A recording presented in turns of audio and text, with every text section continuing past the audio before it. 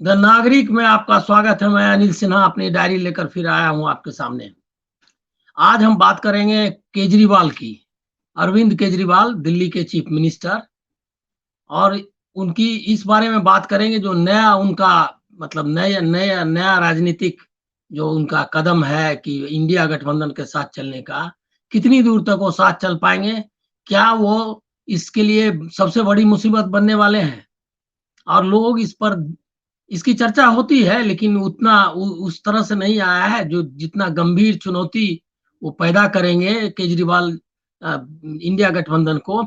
इसके बारे में लोगों का ध्यान कम है, और मैं उस इस ओर ध्यान दिलाना चाहता हूँ। ये इस जो राजनीति के जानकार हैं उनके लिए भी जरूरी है, और उनके लिए भी जरूरी है जो इंडिया गठबंधन के समर्थक हैं। क्योंकि कुछ लोग ऐसे हैं जिसमें कि सबसे पहला नाम मैं केजरीवाल का लूंगा, जो इंडिया गठबंधन को बहुत भारी दिक्कत में डालने वाले हैं आगे।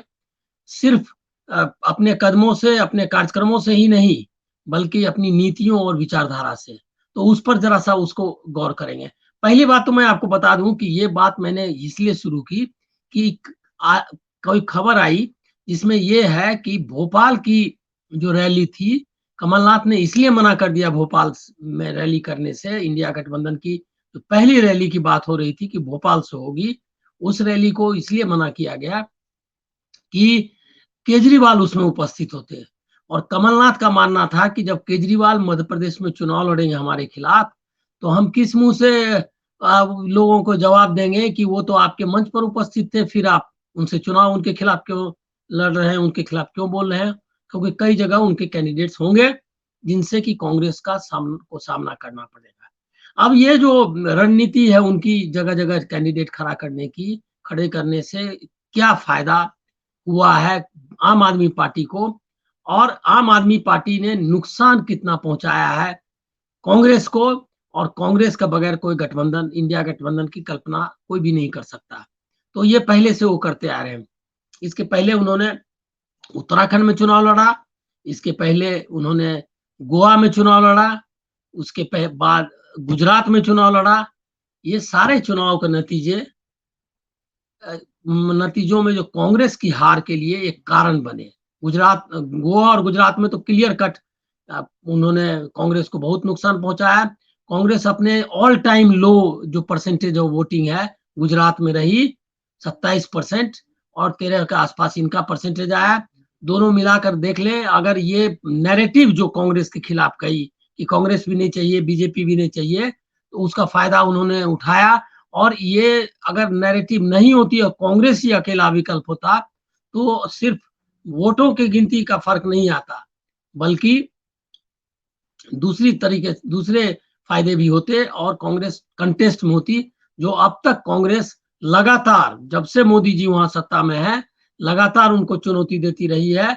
और इसके पहले वाले चुनाव में, 2018 के चुनाव में, तो उसने तो बकायदा मतलब हरा दिया था, मतलब हरा नहीं दिया था, लेकिन लगभग उनके साथ पहुंच गए थे। जिसको कहते हैं कि एकदम कांटे की टक्कर वो उन्होंने दी थी। लेकिन जस्ट उल्टा इसका हुआ। तो उनकी स्ट्रेटजी ये रही है कि कांग्रेस को हर जगह नुकसान पहुंचाओ, और यही दिल्ली में भी उन्होंने किया। दिल्ली के लेकिन जो नगर निकाय को चुनाव हुए, उसके नतीजे उस पता चलता है कि कांग्रेस का जो वोट है वो उनको वापस मिल रहा है। तो इन परिस्थितियों के बीच में आप उनको आंकना चाहिए, और वो कांग्रेस को इस तरह का नुकसान पहुंचाकर किसका फायदा कर रहे हैं? निश्चित तौर पर बीजेपी का फायदा कर रहे हैं। और ये भी मैं कहना चाहूंगा कि ये फायदा वो लगातार कर रहे हैं जब से आम आदमी पार्टी बनी है। और इसके पहले इंडिया अगेंस्ट करप्शन जो था, अन्ना हजारे का आंदोलन, उसने भी कांग्रेस को नुकसान पहुंचाया, बीजेपी को फायदा पहुंचाया। आज जो आप सत्ता में देख रहे हैं बीजेपी को, और नरेंद्र मोदी या अमित शाह को आप देख रहे हैं दिल्ली में, उसके लिए अगर किसी एक व्यक्ति को अगर जिम्मेदार ठहराने की बात आ जाए, तो कांग्रेस के तो जो लोग हैं जो अपने मतलब आप अपनी अकर्मण्यता से, अपने अपनी निष्क्रियता से, वो उन्होंने जो किया है, मतलब कांग्रेस का नुकसान पहुंचाया, वो तो है ही। लेकिन एक अकेला व्यक्ति जो बाहर से नुकसान पहुंचाया, वो है केजरीवाल, जिन्होंने एक नैरेटिव क्रिएट की कि कांग्रेस की गवर्नमेंट बहुत करप्ट है और उसमें सारे लोग भ्रष्ट हैं। जबकि सच्चाई ये थी कि कांग्रेस के जो प्रधानमंत्री थे वो उन्होंने हर एक डिमांड को, भ्रष्टाचार के की जांच के हर एक डिमांड को स्वीकार किया, चाहे कोलगेट स्कैम हो, कोलगेट हो, या ये हो क्या कहते हैं 2G हो, कोई भी स्कैम का नाम लीजिए, सबकी जांच कराई और उसमें अपने मंत्रियों तक को जेल भेजा, रिजिग्नेशन लिए। ये आप उसमें आपको जाना पड़ेगा। और जहां नौबत आई उन्होंने खुद भी जवाब दिया, कोलगेट में उनसे भी सवाल किए गए थे और उन्होंने इसका जवाब दिया और उन पर कोई आरोप नहीं लगा। दूसरी बात है कि 2G हो या कोल हो, सारे के रिजल्ट आ गए। 2G को तो एकदम मनगढ़ंत बताया गया और करीब करीब विनोद राय ने भी इस बात को स्वीकार किया कि उनके पास कुछ ठोस आधार नहीं था। सुप्रीम कोर्ट ने बरी किया जेल में रखने के बाद। और सारे स्कैम में हुआ कि ये जो बताया गया कि इतने 1000 करोड़ का है, वो कल्पना के आधार पर, अगर ऐसा होता तो ऐसा होता, अगर आप दिल्ली जाते तो आप मर जाते, या आप अगर आप कुएं में कूदते तो मर जाते। कुएं में कूदा नहीं गया था, सब स्कैम में किसी में भी सीधे सीधे घपला, पैसे का घपला जो अभी पूछा जा रहा है अडानी के मामले में, और जो कई हैं घोटाले जिसमें कि साफ साफ पैसा लाखों करोड़ माफ कर दिया उनका, ये सब स्कैम है, उसका माफ कर दिया। दूसरा है कि अडानी वो लोग लेकर के पैसे भाग गए बैंकों से, उनको आपने छोड़ दिया। इसमें कॉन्क्रीट गबन है ये, उस गबन का आपने ठेके दे दिए, आपने सीधे दे दिया, एयरपोर्ट दे दिया, सीधे कमाई खत्म, मतलब आपने बेच दिया, एयर इंडिया बेच दिया, बहुत सारी चीजें। तो वो ऐसा कुछ नहीं हुआ था, कल्पना थी कि अगर आप इतना पे ठेका देते, अगर आप इस नियम का पालन करते तो इतनी आमदनी हो जाती। कोई आमदनी हुई है, उसका गबन नहीं हुआ। तो ये आप समझ लीजिए। तो उस नोशनल जिसको बोलते हैं मन गढ़ंत, या जो एक लगता है ऐसा, मतलब ऊपर से आभासी तौर पर जो करप्शन था, उसको लेकर के ये अन्ना आंदोलन चला और बाद में आम आदमी पार्टी बनी और अंत में कांग्रेस का सफाया हो गया। दिल्ली से तो सफाया कर ही दिया, नेशनल लेवल पे भी ऑल टाइम सबसे कम सीटें उसको, सबसे इतने कम सीटें कभी नहीं मिली थी कांग्रेस के इतिहास में। वैसी सीटें जब अंग्रेजों के जमाने में भी वो जो चुनाव लड़ते थे असेंबलीज का, या ये क्या क्या कहते हैं नगर निगम, मतलब नगर निकायों का, तो उस सेल्फ, मतलब जो लोकल सेल्फ गवर्नमेंट जिसको कहते हैं, उसमें भी उनको इतनी कम सीटें कभी नहीं मिलती थी। इतना अब उनकी हालत पहुंचा दी। तो ये केजरीवाल अकेला जिम्मेदार है।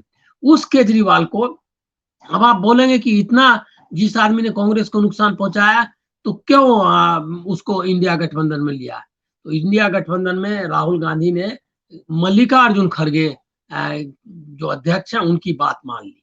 उनके सारे नेता दिल्ली के खिलाफ थे, संदीप दीक्षित हो या शीला दीक्षित के बेटे या अजय माकन हो, जो भी उनके लीडर्स हैं, दिल्ली की पूरी यूनिट खिलाफ थी कि इंडिया गठबंधन में उनको लिया जाए। लेकिन उन्होंने उसको लिया, इसलिए लिया कि मल्लिकार्जुन खड़गे का कहना था कि जो बिल आया है दिल्ली गवर्नमेंट का कामकाज पूरा सेंटर के हाथ में लेने वाला, वो बिल लोकतंत्र के खिलाफ है, फेडरलिज्म के खिलाफ है, मतलब राज्यों के अधिकार के खिलाफ है और इसका हमको विरोध करना चाहिए। इसकी वजह से वो उन्होंने समर्थन किया। और नीतीश कुमार और जैसे, या ममता बनर्जी, या इवन शरद पवार, इनका मानना था कि कोई भी पार्टी जो बीजेपी के खिलाफ है, उसको अगर आप किसी न किसी वजह से बाहर रहने देते हैं तो इसका मैसेज नहीं जाएगा अच्छा, और लोग मानेंगे कि विपक्ष जो है विभक्त है। तो एक यूनिटी का मैसेज आपको देना है, इसके लिए केजरीवाल जरूरी है। और केजरीवाल ने भी ऐसा दिखाया। जो बम्बई की बैठक हुई उसमें बढ़ चढ़ कर बोले और बीजेपी के खिलाफ बोले और हम लोग कैसे इकट्ठे हैं, ये बोला। लेकिन वो मध्य प्रदेश में भी चुनाव लड़ रहे हैं, उनके लोग राजस्थान में भी बोल रहे हैं कि 200 सीट से चुनाव लड़ रहे हैं। वो रिपीट कर रहे हैं वही जो उन्होंने रिपीट किया गुजरात में, उत्तराखंड में, गोवा में और कर्नाटक में भी। कर्नाटक में सारी सीटों पर जो उनकी जमानत जब्त हो गई, एक सीट पर शायद नहीं, एक भी नहीं, सारी सीटों पर। वहां भी 208 कैंडिडेट उन्होंने दिए थे, लेकिन उनका मामला वहां चला नहीं। हो सकता है मध्य प्रदेश में भी ना चले, राजस्थान में भी ना चले, लेकिन वो कोशिश करेंगे, एक अटेम्प्ट लेंगे। तो ये है। दूसरा, अब थोड़ा सा उनकी जो आइडियोलॉजिकल केजरीवाल की पोजीशन है वो बता दें। तो आपको ये बता दें कि अब ये धीरे धीरे जो अंदरूनी बातें लोगों की ये मतलब जो कहते हैं कि बयान, मतलब जो लोग अपने लुक बैक जिसको आप बोलते हैं, पीछे मुड़कर देखना कि हमने क्या किया, ऐसे कई लोगों को जो अन्ना हजारे के आंदोलन से जुड़े हुए लोग जो हैं उनका आ रहा है। उसमें वो लोग मानते हैं कि ये इसको मतलब संघ परिवार का स्पॉन्सर्ड और था कांग्रेस को खत्म करने के लिए, और वो उसमें सफल रहे और बीजेपी ने उसको बहुत अच्छे से भुनाया। ये अब अन्ना हजारे के आंदोलन से जुड़े हुए जो काफी मतलब अंदर तक जो जुड़े हुए लोग थे, उनका जो आ रहा है बयान वगैरह, वो कभी अपन डिटेल में उसके बारे में बात करेंगे। उससे आ रहा है कि संघ परिवार का ये एजेंडा था, और जो भारत माता की तस्वीर थी वो भी भारत माता की तस्वीर उन्हीं के इंस्पिरेशन से लिया गया। और जो वामपंथी लोग भ्रष्टाचार के आंदोलन में शुरू में सारे लोग आए थे जो थे, मतलब कि सुधारों के पक्ष में थे, जो भ्रष्टाचार के खिलाफ थे, जो तानाशाही के खिलाफ थे, मतलब पुलिस दमन वगैरह के, सब लोग आए थे, लेकिन सबको बाहर फेंका इसने, अरविंद केजरीवाल ने।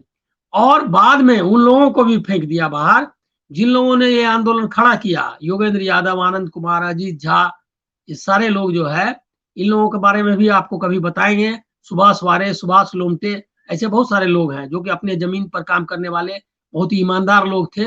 इन सारे लोगों को उन्होंने बाहर किया क्योंकि वह एक छत्र राज। और आपको मालूम है कि प्रशांत भूषण ने शुरू से अन्ना आंदोलन का नेतृत्व किया, मतलब नेतृत्वकारी भूमिका में थे। जितना करप्शन का घोटाला सामने लाया गया, वो सारे को लाने, उनको उनके चीजें जुटाने, उसके कानूनी पक्ष को करने वाले, उस पर वो सुप्रीम कोर्ट में भी गए। तो ये सारा काम उन्होंने करने वाले थे। लेकिन जब आम आदमी पार्टी बन गई, आम आदमी पार्टी में भी थे वो, तो आम आदमी पार्टी में इन्होंने टिकट बंटवारे के समय में पता चला कि ये जो है बेईमान लोगों को टिकट दे रहे हैं। तो प्रशांत भूषण ने इसका विरोध किया और इस विरोध में उनकी बात नहीं मानी गई, फिर कमेटी बनी वगैरह। इन अंत में उन्होंने जिन लोगों ने मतलब आर्थिक मदद, अब मैं नहीं कहूंगा कि पैसे लेकर के कर लिया, लेकिन ये आप समझ लीजिए कि जो सक्षम थे पैसा खर्च करने और पार्टी को पैसा देने, मतलब अरविंद केजरीवाल के प्रोजेक्ट को जो मदद कर सकते थे पैसे से, उन लोगों को टिकट बहुत सारे लोगों को दिया, जिसके विरोध में वो ये लोग थे, अरविंद केजरीवाल, मतलब प्रशांत भूषण, ये आनंद कुमार, या आप योगेंद्र यादव, अजीत झा, ये सारे लोग। तो ये सारे लोगों को किस बेइज्जती से निकाला गया, उस समय का आप फुटेज देखेंगे, सब लाइव करीब करीब हुआ कि किस तरह से उसने उन लोगों को। और उसमें उसमें शांति भूषण, जिन्होंने शुरू में मतलब आंदोलन के लिए पैसे अपनी कमाई के पैसे दिए, बहुत बड़े वकील थे वो, उनको भी जो है उनको चंदा दिया, ओपन है सब वो, ये ओपन चंदा दिया, उसका उन्होंने भी उनकी भी बेइज्जती की गई। तो ये है केजरीवाल, इनका चेहरा। और दूसरा है क्या कि दंगे हुए दिल्ली में, उसमें भी उन्होंने कोई लाइन नहीं ली।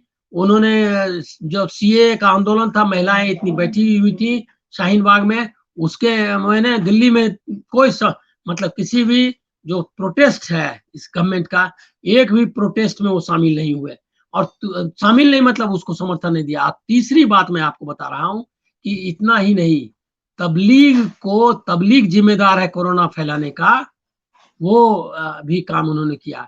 तो वो एक कॉमनल मतलब अंततः सॉफ्ट नहीं, मतलब हिंदुत्व के ही बी टीम है, ऐसा मेरा मानना है। ये बहुत लोग इससे मेरे ये मतलब जो मेरी इस राय से इत्तेफाक नहीं रखते हैं, लेकिन मैं एक पैटर्न में देखता हूँ।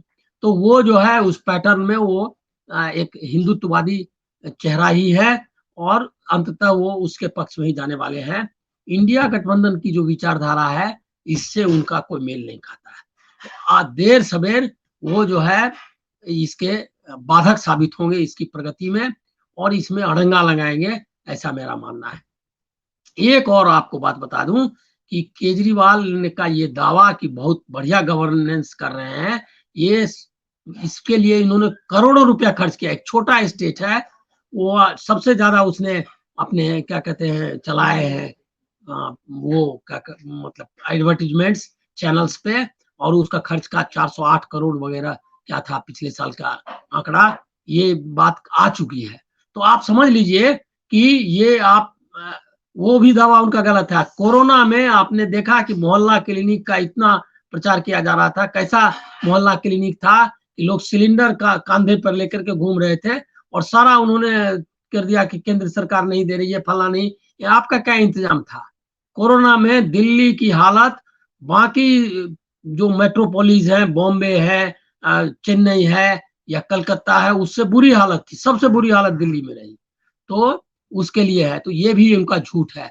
तो वो सबसे बड़े मतलब मेरे आज का एपिसोड का मेरा जो मुख्य मुद्दा था कि क्या केजरीवाल साबित होंगे उनके बाधक इंडिया के गठबंधन के, और आगे उनके लिए परेशानी क्रिएट करेंगे। यही क्या नहीं बल्कि यही होगा, ऐसा मेरा मानना है। आज बस इतना ही। आप स्वस्थ रहें। नमस्कार।